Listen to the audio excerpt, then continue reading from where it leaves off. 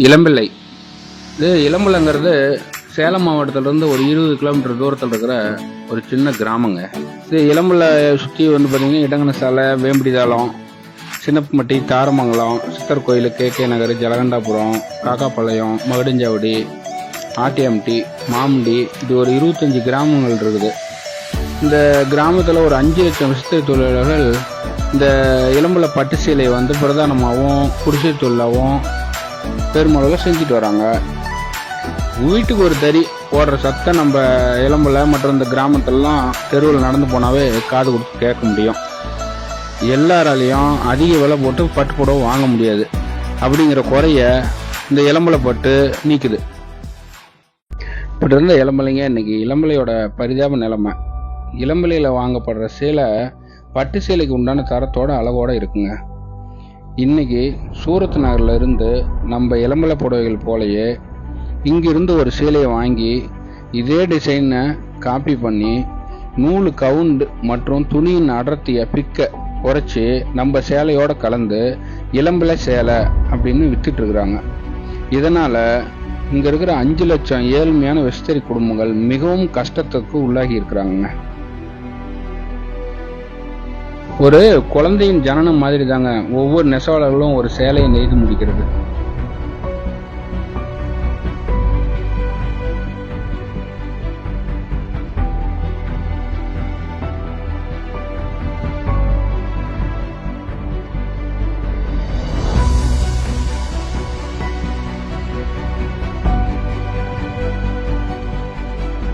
உங்களோட அப்பாவோ, அண்ணனோ, தம்பியோ, மாமாவோ, தாத்தாவோ, கணவரோ யாரேனும் ஒருத்தர் இந்த தொழிலில் ஈடுபட்டிருப்பாங்க. அவங்களுக்கு நீங்கள் நினைச்சாதான் உதவ முடியும். அந்நிய சேலையை வாங்க வேண்டாம் என சொல்லவில்லை. மண்ணின் சேலையை மறந்து விடாதீர்கள். அதுதான் என்றும் நம் மானம் காக்கும். இளம்பிள்ளை பவர்லும் தறி ஓடுறதுனால அந்த தறி மட்டும் நிற்குது, அது மட்டும் பாதிக்கப்படலைங்க. அதை சார்ந்து அந்த தொழிலை நம்பியிருக்கிற லட்சக்கணக்கான தொழிலாளர்களும் இதில் பாதிக்கப்படுறாங்க. இளம்பிள்ளை தறி ரகந்தர முதலாளிகளுக்கு ஒரு அன்பான வேண்டுகோள். நீங்கள் ஒரு ரயிலில் இன்ஜின் மாதிரி உங்களுக்கு பின்னாடி தறி ஓட்டுறவங்க, பாவு ஓட்டுறவங்க, பாபின் ஓட்டுறவங்க, ஜரிகை மிஷின் ஓட்டுறவங்க, அச்சு பணிக்கிறவங்க, இந்த மாதிரி லட்சக்கணக்கான தொழிலாளர்கள் உங்களை நம்பி தான் இருக்கிறாங்க. நீங்கள் பார்த்து மனசு வச்சா இவங்களுக்கு எல்லாத்துக்குமே வாழ்வு கொடுக்கலாம். தறி தொழில் நம்பி தான் நாங்கள் இருக்கிறோங்க. இதனால நாங்கள் 2 வருஷமா ரொம்ப பாதிக்கப்பட்டோம். ரொம்ப கடன், இதனால சாப்பாட்டுக்கு கூட கொஞ்சம் கஷ்டப்படுற மாதிரி இருக்குது. லோன் நிறைய எடுத்துட்டோம். பிள்ளைங்களை படிக்கிறது ரொம்ப கஷ்டம். இந்த சீலையை நம்பி தான் நாங்கள் தறி ஓட்டி போகிறப்ப தான் எங்களுக்கு தெரியும். வேற எந்த தொழிலும் எங்களுக்கு தெரியாது.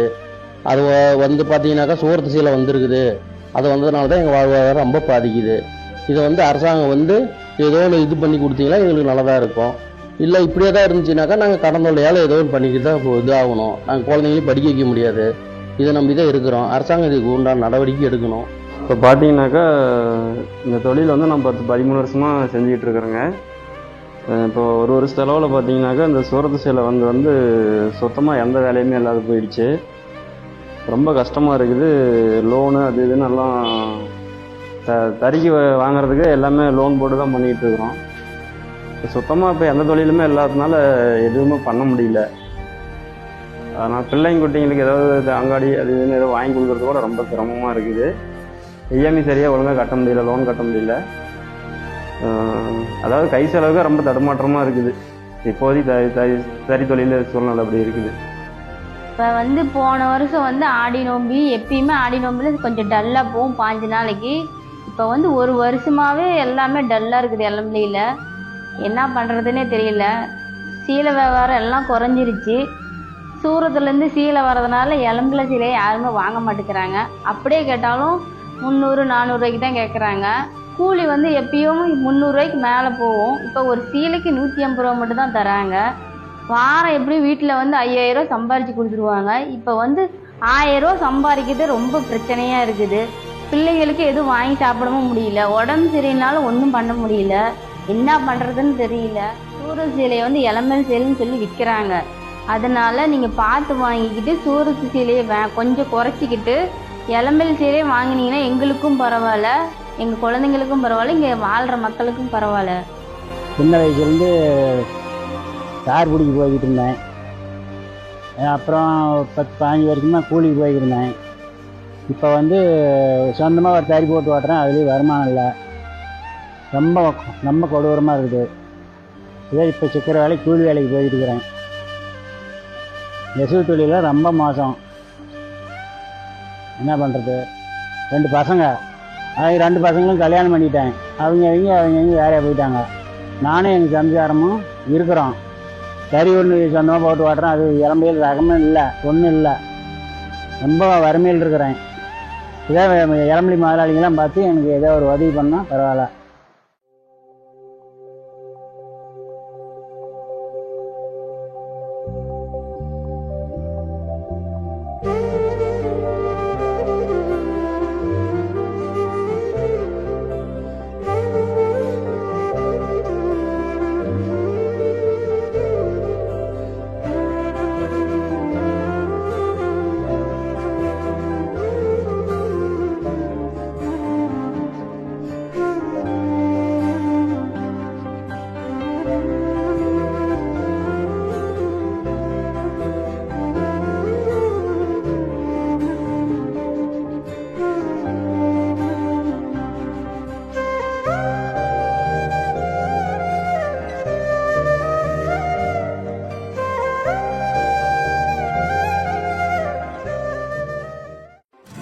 நல்லவர்கள் கூடும் போது நன்மைகளும் கூடி போகும். கண்ணிமைக்கும் நேரம் போதும் எல்லாம் மாறுமே. புன்னகையின் வாசமின்றி இன்று வரை பூமி மேலே நிம்மதியில் வாழ்ந்ததாக இல்லை யாருமே. துன்பமோ இன்பமோ கற்றுத்தரும் காலமே, நம்பினால் யாவும்